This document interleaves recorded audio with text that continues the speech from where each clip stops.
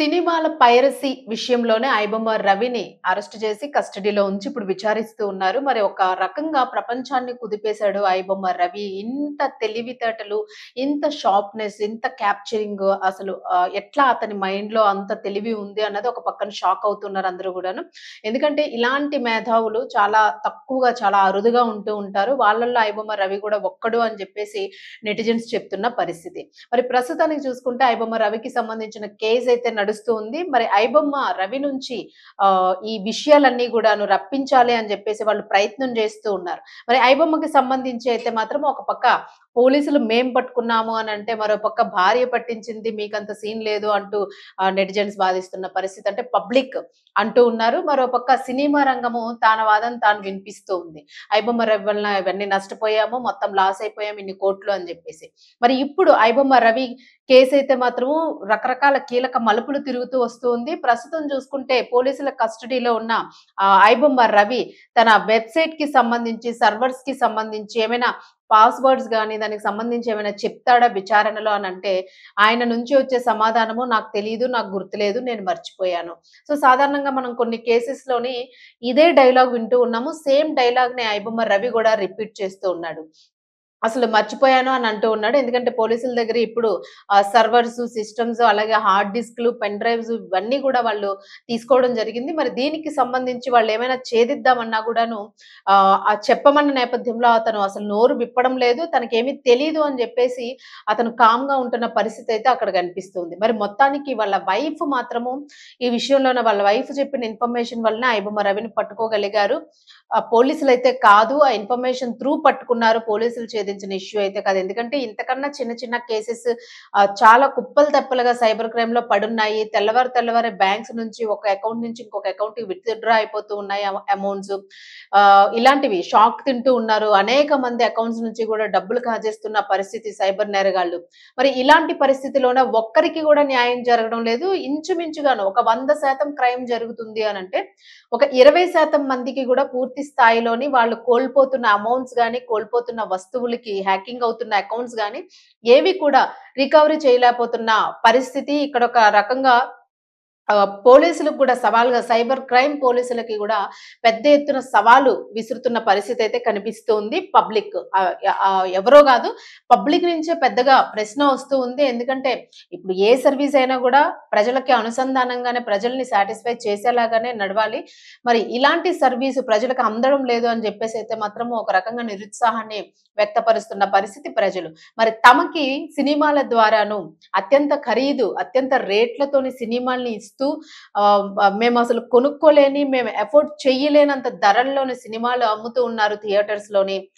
Cinema హంగులు, cinema లోపల ఉండే తినే పదార్థాలు గానియండి, వీటన్నిటి రేట్స్ పెంచేసి సామాన్యుడు అసలు థియేటర్‌లోకి వెళ్ళలేని పరిస్థితిని తీసుకొనొచ్చారు. గతంలో అంటే నేల టికెట్ ఉండేది, బెంచ్ టికెట్ ఉండేది, తర్వాత చైర్ టికెట్ ఉండేది.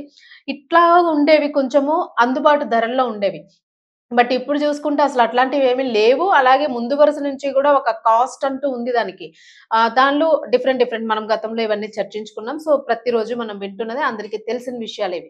అయినప్పటికీ మరి ఇలాంటి తరుణంలోని సినిమా ఇండస్ట్రీస్ వాళ్ళకి పెద్ద ఎత్తున సపోర్ట్ చేస్తూ సామాన్య జనాన్ని మీరు పక్కన పెట్టేస్తున్నారు.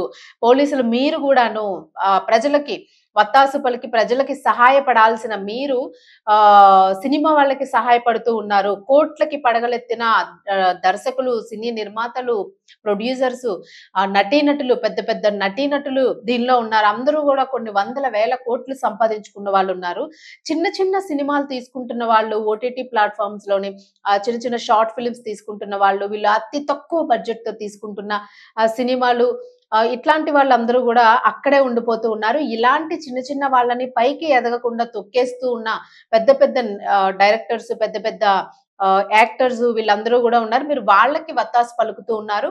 అంటే ఈ రకంగా ఏ రకంగా చూసుకున్నా గూడా ఐబొమ్మ రవి అరెస్ట్‌ని పక్కన పెడితే ఇప్పుడు ఇన్నాళ్ళు లేని విషయము ఇప్పుడు కాస్త ఎక్కువ బయటికి రావడానికి అంటే ప్రజలకి సంబంధించి అంశము బయటికి రావడానికి ఐబొమ్మ రవి ఒక రకంగా హెల్ప్‌ఫుల్ అయ్యాడు అని చెప్పేసి, ఈ రకంగానైనా మేము మా గొంతుని వినిపించగలిగాము మీకు అని చెప్పేసి ప్రజలు చెప్తున్న పరిస్థితి కనిపిస్తుంది. మరి దీనిలోని ఐబొమ్మ రవి స్కామ్ చేశాడు, పైరసీ చేశాడు ఇవన్నీ పక్కన పెట్టేస్తే అకౌంట్స్‌కి సంబంధించిన లీకేజెస్ అయితే ఆయన ఏమి ఇవ్వడం లేదు. అయినప్పటికీ కూడా కొన్ని చోట్ల ఎస్‌బీఐ అకౌంట్స్ ద్వారా లోన్ యాప్స్ ద్వారా ఐబొమ్మలో మూవీస్ అనేవి రన్ అవుతూ ఉన్నాయి. మరి ఇప్పుడు ఇందులో ఈ కేసులోని సీఐడీ, ఈడీ వీళ్ళు కూడా ఎంటర్ అయ్యారు. వీళ్ళు ఖచ్చితంగా ఈ కేసుని మేము ఛేదిస్తాము అని ఇంకొకసారి ఛాలెంజ్ చేస్తున్న పరిస్థితి. మరి దీనికి సంబంధించి మనీ లాండరింగ్స్ అలాగే క్రిప్టో కరెన్సీకి సంబంధించి ఎందుకంటే ఐబొమ్మ రవికి, ఇమ్మడి రవికి ఇక్కడ ఎలాంటి సిటిజన్‌షిప్ లేదు. ఇది క్యాన్సిల్ అయింది. తను దీవుల్లో ఉంటూ గూడాను అక్కడ సిటిజన్‌షిప్‌ని ఆయన మెయింటైన్ చేస్తూ ఉన్నాడు. మరి అకౌంట్స్‌లోని ఏవైతే ఈ ట్రాన్సాక్షన్స్ జరుగుతూ ఉన్నాయో మరి ఇవన్నీ కూడా అక్కడ నుంచి జరుగుతూ ఉన్నాయి. మరి ఇక్కడ భారతదేశంలో ఎలా ఆయన్ని అరెస్ట్ చేశారు అని కొంతమంది మేధావులు ఇది గూడా ప్రశ్నిస్తూ ఉన్నారు. మరి సినీ రంగంలో ఉన్నవాళ్ళు గూడా ఐబొమ్మ రవిని సపోర్ట్ అందిస్తూ ఉన్నవాళ్ళు కొంతమంది ఉన్నారు. అలాగే లాయర్స్ గూడా కొంతమంది తన కేసుని వాదిస్తామంటూ ముందుకు రావడం జరుగుతుంది. బట్ ఎనీవే ఏదైనప్పటికీ గూడా ఐబొమ్మ రవి అయితే నోరు మెదపడం లేదు. యాప్స్ అనేవి మాత్రం రన్ అవుతూ ఉన్నాయి. అండ్ ఇందులోని సీబీఐ, ఈడీ వీళ్ళందరూ కూడా ఎంటర్ అయిపోయారు.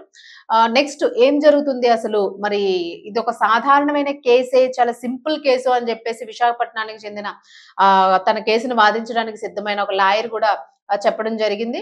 మరి వాళ్ళ ఫాదర్ మాత్రము తన కేసును అసలు వాదించాల్సిన అవసరం లేదు. మాకు తిరిగే ఓపిక లేదు. మేమసలు దీనిలోని ఇన్వాల్వ్ కాదలుచుకోవడం లేదు. మాకంత ఓపికలు లేవు. మీరు వాదించుకుంటే అది మీ ఇష్టం గానీ, మేము దాన్ని లీడ్ తీసుకొని మేము యాస్ ఎ పేరెంట్‌గా నేను సపోర్ట్ చేసినంత ఓపిక నాకు లేదు. ఆ కేస్ ఎట్లా ఎళ్తే అట్లా వెళ్తుంది అని జెప్పేసి ఆయన వదిలేస్తున్న ప్రసక్తి అక్కడ కనిపిస్తోంది. వాళ్ళు పెద్దగా ఇన్వాల్వ్ అవ్వదలుచుకోవడం లేదు దీనిలోని. మరి ఈ రకంగా అన్ని కోణాలు గూడాను ఏదైనా గూడా కుటుంబం నుంచి గూడా రాని మద్దతు ఎమ్మండి రవికి పూర్తి స్థాయిలోన ప్రజల నుంచి మాత్రము 90% 100కి 90% మద్దతొస్తుంది. మిగిలిన 10% లేదా 20% ఇది నేరము, ఇలా చేయడం కరెక్ట్ కాదు గదా! అని ఎక్కువ సినీ ప్రముఖుల నుంచి వస్తుంది. సాధారణ జనాల నుంచయితే ఇప్పటి వరకున చెప్తున్నాం గదా! ఈవెన్ ఒక రోడ్ సైడ్ గల్లీలో ఉన్న ఒక నార్మల్ ఒక బెగ్గర్ గాని, లేదా ఒక స్వీపర్ గాని, ఒక చిన్న స్థాయిలో ఉన్న వాళ్ళ నుంచి పెద్ద స్థాయిలో ప్రపంచాన్ని శాసించిన వాళ్ళ దగ్గర వరకు గూడాను ఇది ఐబొమ్మ రవి చేసింది కరెక్టే. అంత మేధావి కరెక్టే అంటే అంత మేధావి, అంత మేధాశక్తి ఆయనలో ఉంది. ఆయన్ని ఎలా వినియోగించుకోవాలో అలా వినియోగించుకుంటే ప్రభుత్వానికి ఖచ్చితంగా లాభం జరుగుతుంది. ఆయన చాలా టెక్నాలజీ పరంగా చాలా తెలివిగా ఉన్నాడు. మరి ఇప్పుడు ఐబొమ్మ రవి చేసిన నేరాన్ని గాని నేరం అంటే ఏదైనా ఈ పని పైరసీ ద్వారా దొంగిలించడం గాని, మరి ఈ క ఇతని హార్డ్ డిస్క్‌లు గాని ఏవైనా గూడా ఛేదించే మనగాడు ఎక్కడా లేడా? ఛేదించే మనగాడు పోలీస్ డిపార్ట్‌మెంట్‌లో ఇంకా లేడా? అని జెప్పేసి గూడా ప్రశ్నిస్తూ ఉన్నారు.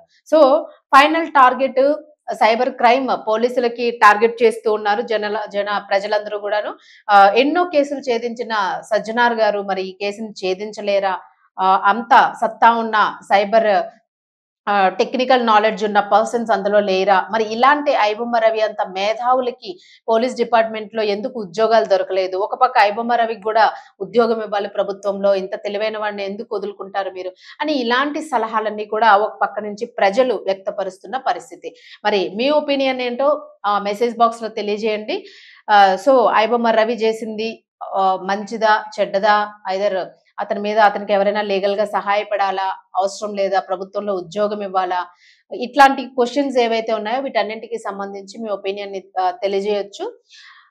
సో, మరి దీనికి సంబంధించి కేసయితే ఇంకా నడుస్తూ ఉంది. మరి ఐబొమ్మ రవి బయటికొస్తాడా? లేదు ఇంకా ఇరుక్కుంటాడా?